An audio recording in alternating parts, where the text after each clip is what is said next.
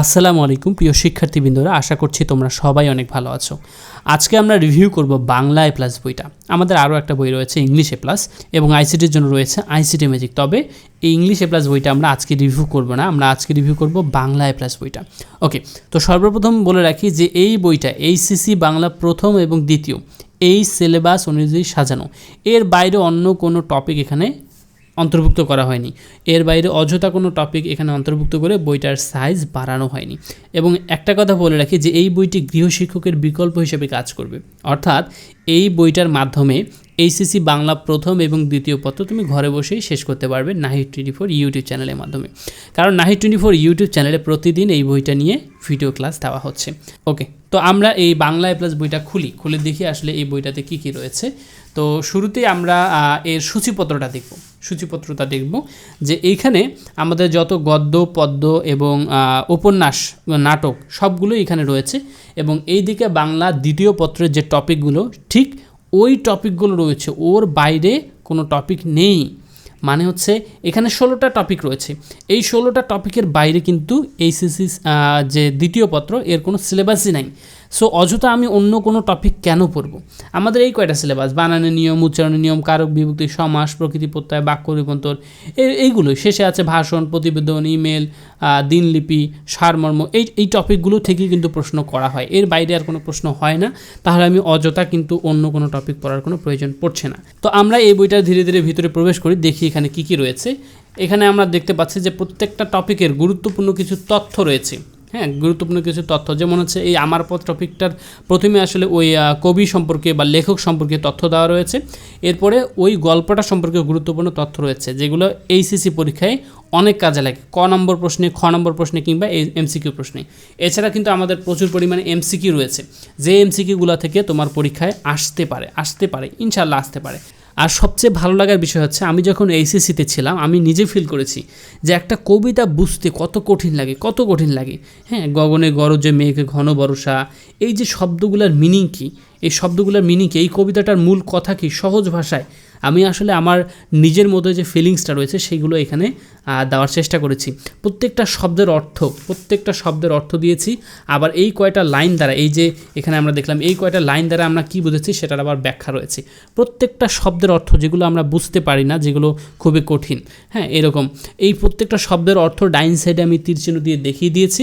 আবার ওই লাইন কয়টার দ্বারা কি ব্যাখ্যা সেটার আবার নিচে ব্যাখ্যা দিয়েছি।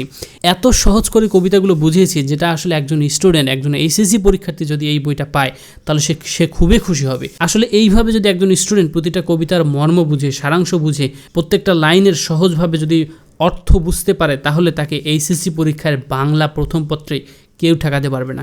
কারণ আমরা দেখি অনেক সময় যে এইচএসসি পরীক্ষায় যে কবিতার লাইনগুলো আসে, অনেক সময় বলা হয়ে থাকে এই লাইনগুলো দ্বারা কী বুঝিয়েছো, এই লাইনটার সাথে উদ্দীপকের কী সদৃশ্য রয়েছে, কী বৈসাদৃশ্য রয়েছে।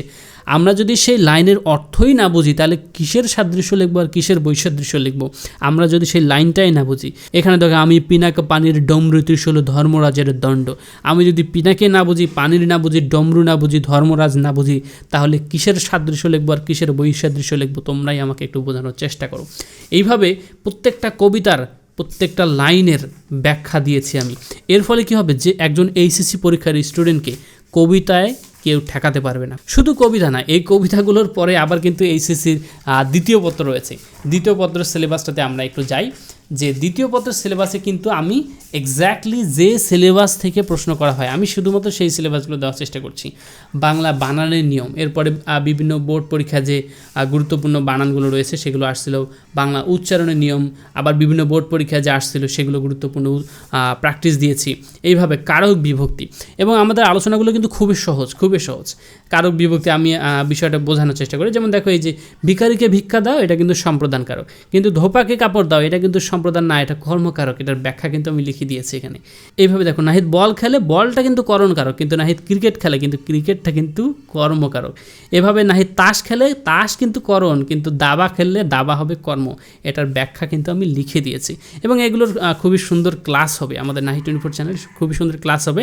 এই বইটার যারা নিবে তারা আসলে ঘরে বসেই বাংলা প্রথম পত্র দ্বিতীয় পত্র সবই শেষ করতে পারবে। এভাবে দেখো, আমি কিছু কারকের দিকে যাই। যেমন আমরা অনেক সময় দেখি যে ঢাকা থেকে রংপুরে যাব, ঢাকাও স্থান রংপুরও স্থান। আমরা মনে করি ঢাকাও স্থান, স্থান বুঝাইলেই তো অধিকরণ, তাহলে ঢাকাও অধিকরণ কিন্তু রংপুরও অধিকরণ, কিন্তু না, ঢাকাটা হচ্ছে অপাদান আর রংপুরটা অধিকরণ। এটার ব্যাখ্যাও কিন্তু আমি এখানে লিখে দিয়েছি। এইভাবে অনেক অনেক সহজে আমি এই জিনিসগুলো বোঝানোর চেষ্টা করছি। সমাস চেনার মানে পদের প্রাধান্য দিক থেকে সমাস চেনার উপায় বলেছি, আবার ব্যাস বাক্য বা পূর্বপদ দেখেই বোঝা যাবে যে কোনটা কোন সমাস, সেগুলো সহজভাবে বোঝানোর চেষ্টা করেছি। এভাবে প্রত্যেকটা সমাসে, এছাড়া আরও আমাদের অনেক সমস্যা হয়ে থাকে, যেমন হচ্ছে উপমান, উপমিত, রূপক, এগুলো আলাদা আলাদা ছক করে করে ব্যাখ্যা সহকারে ভালো করে বোঝানোর চেষ্টা করছি। কোনটা অলুক দণ্ড, কোনটা অলুক তৎপুরুষ, কোনটা অলুক বহুব্রী, কোনটা নয়ই তৎপুরুষ, কোনটা নয়ই বহুব্রী, কোনটা অব্যয়ীভাব, সব আমি আলাদা আলাদা করে বোঝানোর চেষ্টা করছি যাতে কারো কোনো অসুবিধা না হয় এবং সমাজ সম্পর্কে যাতে কারো কোনো আর সমস্যা না থাকে। এরকম করে দেখো প্রকৃতি প্রত্যয় দেখলেই তো সবাই ভয় পায়, পরেই না, স্টুডেন্টরা পরেই না, মনে করে যে এটা যেন কি একটা কঠিন জিনিস, কিন্তু খুব সহজভাবে বোঝানোর চেষ্টা করছি, খুব সহজভাবে। হ্যাঁ, এখানে দেখতে পারবেন যে বচন, বাচ্য, উক্ত, উক্তি, বচ, তার মানে এই যে শব্দগুলো রয়েছে এই শব্দগুলোর ক্রিয়ামূল হচ্ছে বচ। ওকে, আরও অনেক ছন্দ নিয়েছে যে অক থাকলে নক, নিয় থাকলে অনিয়। হ্যাঁ, এভাবে যেমন কারক, অক থাকলে কি হবে নক, ক্রিযোগ নক, ক্রিযোগ।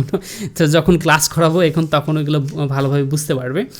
এরপরে বাক্য রূপান্তর, এরকম বাক্য শুদ্ধিকরণ, বিভিন্ন বোর্ডে যে বাক্য শুদ্ধিকরণগুলো এসেছিল এগুলোর এক্সারসাইজ রয়েছে। ব্যাকরণিক শব্দ শ্রেণী রয়েছে, শব্দ শ্রেণী আলোচনা করার পরে আবার বিভিন্ন বোর্ড পরীক্ষায় যে ব্যাকরণিক শব্দ শ্রেণী থেকে প্রশ্নগুলো এসেছিলো সেগুলো দিয়েছি। তার মানে একটা কমপ্লিট প্যাকেজ, অনুবাদ, হ্যাঁ, সবগুলো রয়েছে, সব রয়েছে। পারিভাষিক শব্দ, তার মানে একটা এইচএসসি পরীক্ষার বাংলা প্রথম এবং দ্বিতীয়র জন্য একটা কমপ্লিট প্যাকেজ তোমরা পেয়ে যাচ্ছ বাংলা এ প্লাস বইটাতে।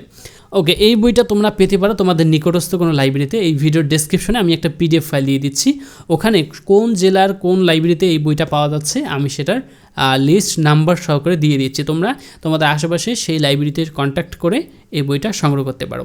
এছাড়াও তোমরা ঘরে বসে যদি এই বইটা পেতে চাও তাহলে ভিজিট করিও www.nahid24.com, অথবা আমাদের ফোন নাম্বার রয়েছে, এখানে ফোন করলেও হবে। nahid24.com থেকে খুব সহজেই বইটা অর্ডার করা যায়। যদি না পারো সেক্ষেত্রে আমাদেরকে ফোন করলেই আমরা তোমার বাসায় বইটা পৌঁছানোর চেষ্টা করব। দেখা হচ্ছে নেক্সট টিউটোরিয়ালে, ততক্ষণ সবাই ভালো থেকো, সুস্থ থাকো, আল্লাহ হাফেজ।